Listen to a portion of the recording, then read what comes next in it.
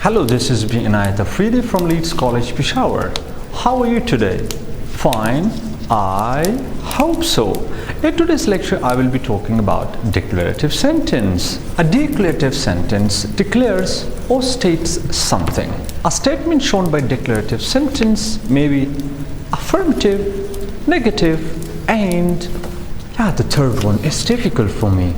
How could I recall that? I'm lost. I've got that. The third is the emphatic ones.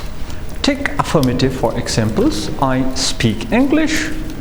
The negative, I do not speak English. And the emphatic, I must speak English. Hold on. Declarative sentence ends grammatically and full stop. And declarative sentence is also called assertive sentence. Ta-ta for now.